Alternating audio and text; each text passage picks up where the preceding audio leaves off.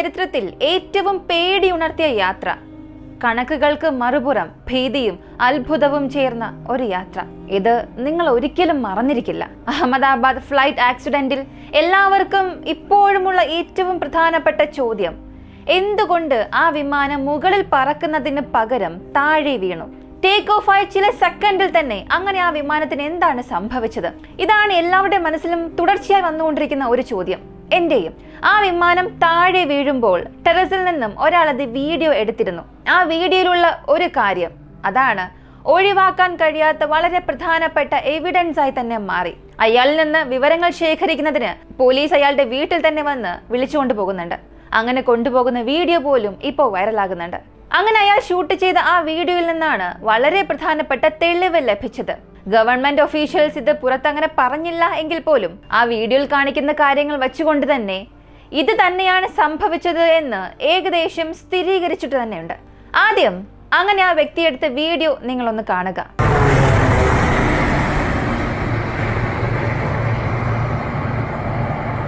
ഇത് കണ്ടപ്പോൾ നിങ്ങൾക്ക് പുതുതായി എന്തെങ്കിലും തോന്നിയോ?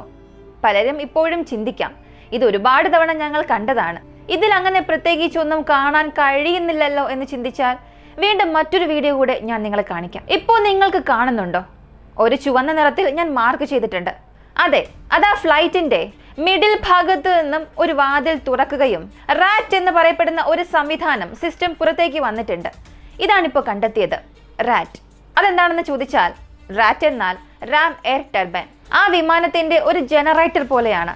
ഒരു വിമാനത്തിന്റെ അടിയന്തരമായ ഒരു സാഹചര്യത്തിൽ ഇത് ഓട്ടോമാറ്റിക്കായി തന്നെ വിന്യസിക്കും. അതായത് ഒരു വിമാനത്തിൽ പൂർണ്ണമായും പവർ കട്ട് സംഭവിക്കുമ്പോൾ, വിമാനത്തിലെ ഒന്നും തന്നെ പ്രവർത്തിക്കാതെ, ഏതൊരു ഇലക്ട്രോണിക് ഉപകരണങ്ങളും പ്രവർത്തിക്കാത്ത സാഹചര്യത്തിൽ, ആ എഞ്ചിൻ പൂർണ്ണമായും തകരാറാകുമ്പോൾ, അപ്പോൾ ആ ഫ്ലൈറ്റിലെ ഒരേയൊരു ഓപ്ഷൻ ഈ റാറ്റ് ആണ്. ഇങ്ങനെയുള്ള സാഹചര്യങ്ങൾ വരുമ്പോൾ മാത്രമേ ഈ റാറ്റ് ഓട്ടോമാറ്റിക്കായും പുറത്തേക്ക് വരികയുള്ളൂ. ഇത് ആ വിമാനത്തിന്റെ ഏത് ഭാഗത്താണ് കാണപ്പെടുക എന്ന് ചോദിച്ചാൽ, ആ വിമാനത്തിന്റെ വിങ്സിന് പുറകിലായിട്ടായിരിക്കും. അതായത് ആ വിമാനത്തിന്റെ ചിറകുകൾക്ക് ഒരൽപ്പം പിന്നിലായി വിമാനത്തിന്റെ ബെല്ലിൽ നിന്നും പുറത്തേക്ക് വരും. അതായത് ആ വിമാനത്തിന്റെ വയറ്റിൽ നിന്നാണ് ഇങ്ങനെ ഒന്ന് പുറത്തേക്ക് വരുന്നത്. അങ്ങനെ പുറത്തേക്ക് വന്നയുടനെ ഒരു ജനറേറ്റർ പോലെ ഇത് പ്രവർത്തിക്കാൻ തുടങ്ങും. അതിൽ നിന്നാണ് ആ വിമാനത്തിന് ആവശ്യമായ വൈദ്യുതി, ഇലക്ട്രിസിറ്റി നൽകപ്പെടും. അപ്പോഴാണ് ആ വിമാനത്തിലെ പ്രവർത്തനരഹിതമായ ഉപകരണങ്ങളെല്ലാം തന്നെ പിന്നീട് പ്രവർത്തിക്കാൻ തുടങ്ങും. അങ്ങനെയുള്ള ഈ റാറ്റ് സിസ്റ്റം ഇപ്പോൾ അപകടമുണ്ടായ എയർ ഇന്ത്യയുടെ ഫ്ലൈറ്റിൽ നിന്നും റിലീസ് ആയിട്ടുണ്ട് എന്ന് മനസ്സിലായി. അങ്ങനെ ഈ 787 പോലുള്ള ഈ ഫ്ലൈറ്റിൽ ഈ റാറ്റ് സിസ്റ്റം പുറത്തേക്ക് വരുന്നതിന് 3 പ്രധാനപ്പെട്ട കാരണങ്ങളുണ്ട്. ആദ്യത്തേത്, ഈ വിമാനത്തിൽ പൂർണ്ണമായും പവർ കട്ടാവുക. രണ്ടാമത്തേത്, ഫ്ലൈറ്റിലുള്ള 2 എഞ്ചിനും ഫെയിലിയർ ആവുക. മൂന്നാമത്തേത്, ആ ഫ്ലൈറ്റിന്റെ പൂർണ്ണ ഹൈഡ്രോളിക് സിസ്റ്റം, ഈ ലാൻഡിംഗ് ഗിയർ പോലുള്ള പൂർണ്ണ ഹൈഡ്രോളിക് സിസ്റ്റവും ഫെയിലിയർ ആവുകയാണെങ്കിൽ, ഇതിൽ ഏതെങ്കിലും ഒന്ന് സംഭവിച്ചാൽ പോലും ഈ റാറ്റ് സിസ്റ്റം ഉടൻ തന്നെ ആക്ടിവേറ്റ് ആവുകയും റണ്ണാകാൻ തുടങ്ങും.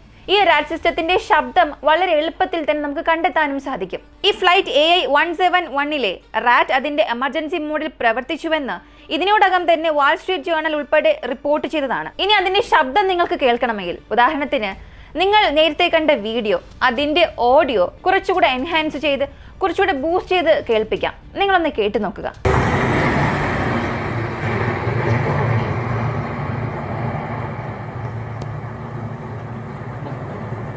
ഇത് കേട്ടപ്പോഴും നിങ്ങൾക്ക് പ്രത്യേകിച്ചൊന്നും തോന്നുന്നില്ല. ഇതൊരു സാധാരണയാണ് എന്ന് തോന്നിയതെങ്കിൽ മറ്റൊരു വീഡിയോ കൂടെ ഞാൻ പ്ലേ ചെയ്യാം. ഇത് സാധാരണ ഒരു വിമാനത്തിൽ നിന്നും പുറത്തേക്ക് വരുന്ന ശബ്ദത്തേക്കാൾ വ്യത്യസ്തമായി കാണപ്പെടും. അതായത് 2ാം ലോക മഹായുദ്ധത്തിൽ പ്രൊപ്പല്ലർ വിമാനങ്ങളുടെ ശബ്ദം പോലെ തോന്നിപ്പിക്കും. ഈ ശബ്ദം നിങ്ങളൊന്ന് കേട്ടു നോക്കുക.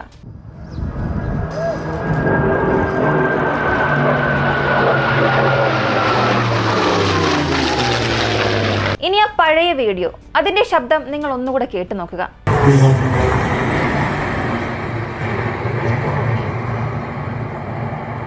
ഇപ്പൊ മനസ്സിലായിട്ടുണ്ടാകും, ഇവ രണ്ടും ഏകദേശം ഒരുപോലെ തോന്നിയിട്ടുണ്ടാകും.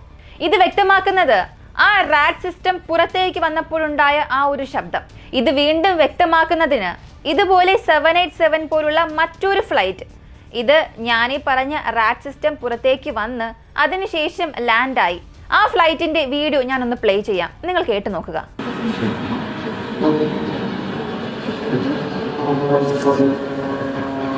ഇപ്പോൾ വീണ്ടും ആ എയർ ഇന്ത്യ 787 വീഡിയോ പ്ലേ ചെയ്യുന്നു. അതും നിങ്ങളൊന്ന് കേട്ടു നോക്കുക.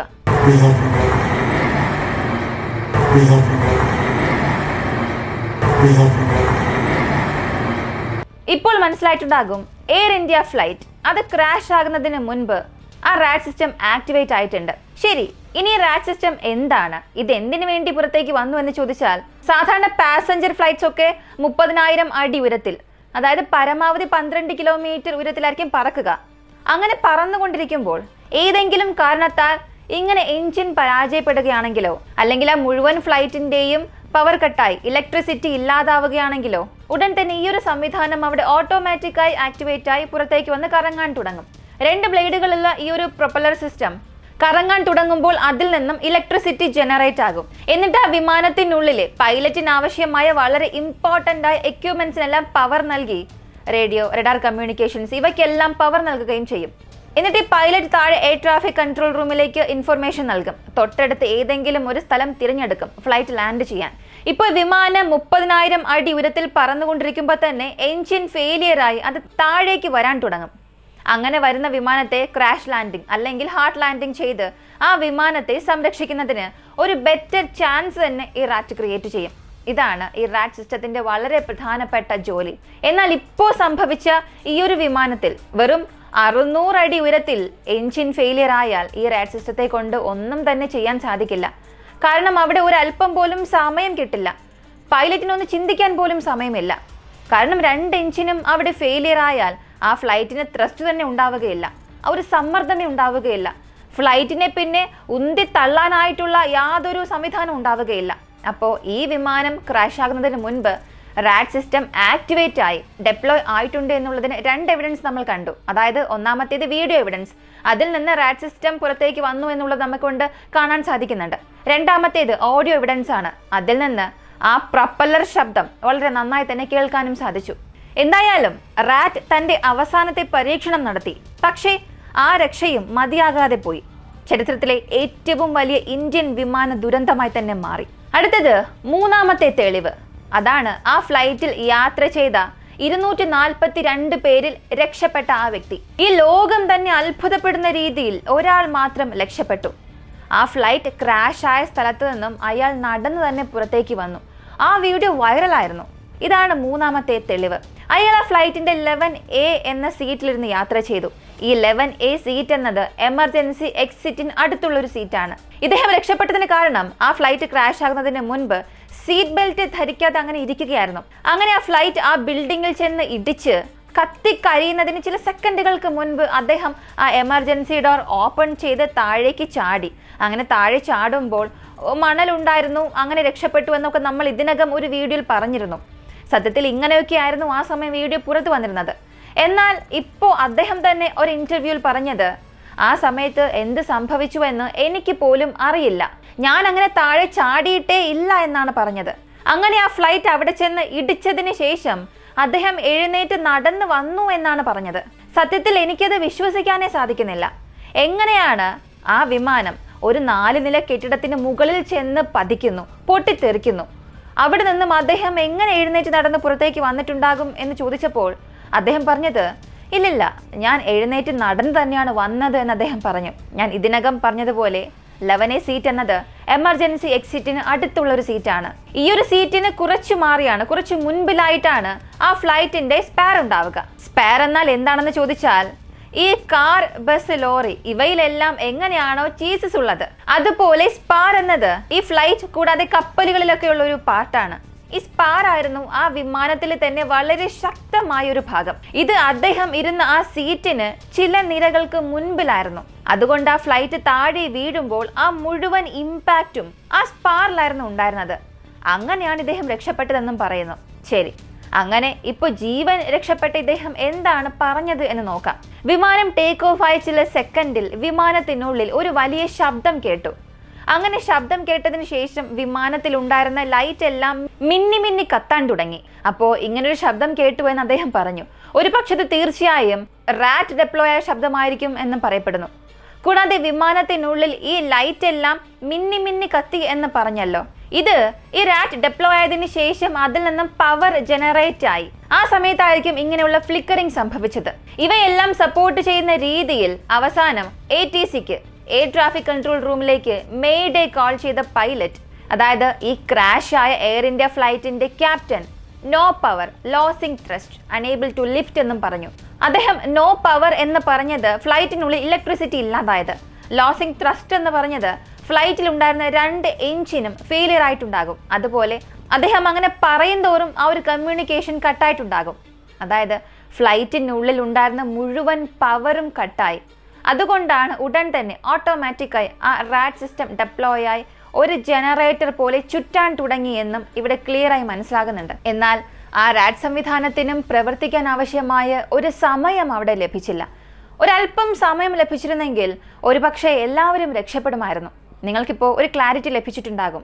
ഞാനീ പറഞ്ഞ കാരണങ്ങളാൽ, അതായത് 2 എഞ്ചിൻ ഫെയിലിയർ ആയിട്ടുണ്ട്, ഫ്ലൈറ്റിന്റെ പൂർണ്ണ പവർ കട്ടായിട്ടുണ്ട്, അവസാനം ഫ്ലൈറ്റിന്റെ ഹൈഡ്രോളിക് സിസ്റ്റംസ് ഇവയും വർക്കായിട്ടില്ല. ഈ കാരണങ്ങളാലാണ് ഫ്ലൈറ്റ് താഴെ വീണ് പൊട്ടിത്തെറിച്ചത്. ഇത് ഏകദേശം സ്ഥിരീകരിച്ചിട്ടുമുണ്ട്. എന്നാൽ ഇവിടെ നമ്മൾ തുടങ്ങിയിടത്ത് തന്നെ വീണ്ടും വന്ന് നിൽക്കുന്ന രീതിയിൽ ഒരു ചോദ്യം നമുക്ക് വീണ്ടും വരുന്നുണ്ട്. അത് ഈ 787 ഡ്രീം ലൈനർ പോലുള്ള ഒരു ഫ്ലൈറ്റ്, അത് അപ്പോഴാണ് എല്ലാ സേഫ്റ്റി ചെക്കും നടത്തി ടേക്ക് ഓഫ് ആയ അടുത്ത ചില സെക്കൻഡിൽ എങ്ങനെയാണ് 2 എഞ്ചിനും പരാജയപ്പെടുക? ഈ ചോദ്യമാണ്. ഇതിന് ഉത്തരം അറിയണമെങ്കിൽ ബ്ലാക്ക് ബോക്സ് ഡാറ്റ പുറത്തു വരണം, എങ്കിൽ മാത്രമേ മനസ്സിലാവുകയുള്ളൂ. എന്തായാലും നിങ്ങളുടെ ഇൻറ്റ്യൂഷൻസ് എന്താണ്? ഈ വീഡിയോയിൽ ഞാൻ പറഞ്ഞിട്ടുള്ള റാറ്റിനെ കുറിച്ചുള്ള നിങ്ങളുടെ അഭിപ്രായം എന്താണ്? കമന്റിൽ പറയുക. എഞ്ചിൻ ഫെയിലിയർ ആയിരിക്കാനാണ് സാധ്യത എന്ന് നമ്മൾ ഇതിനകം തന്നെ ഒരു വീഡിയോയിൽ പറഞ്ഞിരുന്നു. അത് തന്നെയാണ് ലോകത്തിലുള്ള പല എക്സ്പീരിയൻസ് ആയിട്ടുള്ള പൈലറ്റ്സും പറയുന്നത്. ഈ വീഡിയോയിൽ ഞാൻ പറഞ്ഞതും ലോകം മുഴുവനും സംഭവിക്കുന്ന ഇങ്ങനെയുള്ള ഫ്ലൈറ്റ് ക്രാഷസ് ഗവേഷണം നടത്തി അതെങ്ങനെ സംഭവിച്ചു എന്നുള്ള റിപ്പോർട്ടുകൾ സമർപ്പിക്കുന്ന ക്യാപ്റ്റൻ സ്റ്റീവ് പറഞ്ഞതാണ് ഞാൻ ഇവിടെ നിങ്ങൾക്ക് മനസ്സിലാകുന്ന രീതിയിൽ പറഞ്ഞു തന്നത്. ഇതിനെക്കുറിച്ചുള്ള കൂടുതൽ അപ്ഡേറ്റ്സ് ലഭിക്കുകയാണെങ്കിൽ തീർച്ചയായും വിക്കിവോക്സിലൂടെ നിങ്ങൾക്കത് അറിയാൻ സാധിക്കും. നിങ്ങൾ ചെയ്യേണ്ടത് കൂടുതൽ അപ്ഡേറ്റ്സ് അറിയാനായി വിക്കിവോക്സ് മലയാളം എന്ന നമ്മുടെ യൂട്യൂബ് ചാനൽ സബ്സ്ക്രൈബ് ചെയ്യുക. മറ്റൊരു വീഡിയോയുമായി വീണ്ടും കാണാം.